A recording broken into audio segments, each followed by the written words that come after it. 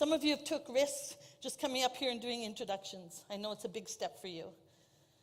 Take small steps, but take risks. Many women are risk avoidant.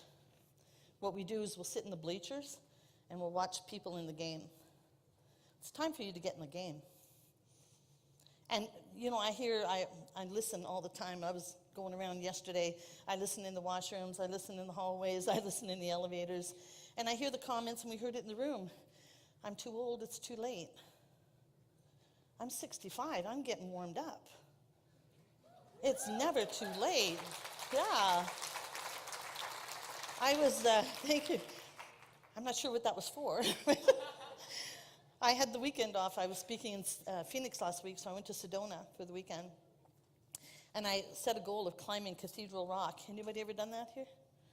Holy, yeah. I controlled my self-talk at the bottom, and I looked straight up, and I went, yeah, you and me, and I'm going there. And I'll tell you, a lot of people were there. It's a very touristy area. And there were many people who were stopping 1/3 of the way, 2/3 of the way, and I was listening. It's like, I can't do that. That's too hard. I can't get and for me, I'm short. The next foothold was like up here, and I had to get this thing like up there. But the key around that, not only is taking risks, it was a risk. And I thought, well, if I go down, I'm going down smiling in Sedona.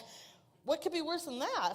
Seriously. So you want to take risks, but the next step is really key. It's asking for help. I got to the top of the mountain because I asked for help. There were so many people around, I just looked around and said, could you kind of lift me up this next step? Because I really want to get there, as opposed to the others bailing and going back down. How many of you are doing that in your life? You're bailing. Yeah, I know you didn't mean that. You're bailing. We've got to learn to ask for help. Women, stop being so frickin' independent. How many of you are the first ones willing and able to give help when it's asked? Come on. I rest my case. You need to learn to ask for help. You cannot do this alone. Those of you who are entrepreneurs, it's hard.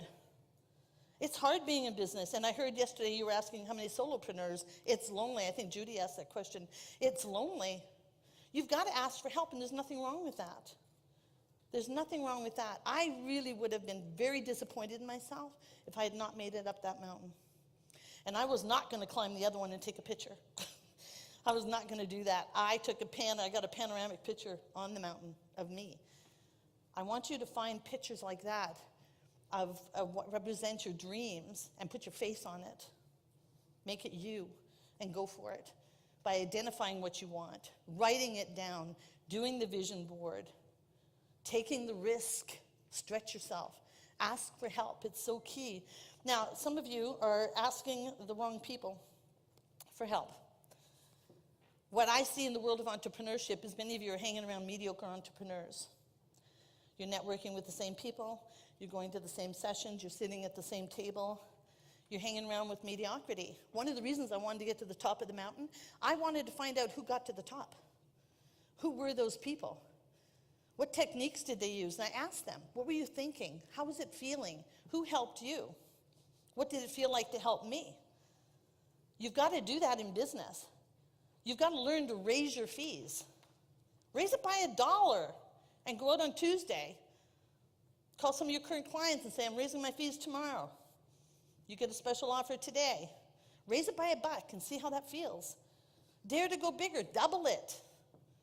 Take a risk and double your fee. I did that with my business coach, encouraged me to do it. I made that first phone call, and the person at the other end of the line said, I've heard so much about you, and I'm so excited to have this conversation. And I was just shaking in my boots when it got to the point of how much does it cost. And she said, I'm just so happy to hear your fee because I thought it'd be way more than that. Well, the next phone call it was. I'll tell you. It sure was. So who's getting in your way? Who is getting in your way of making all the money you want? Who's getting in your way of living your best life? It's a 3-letter answer.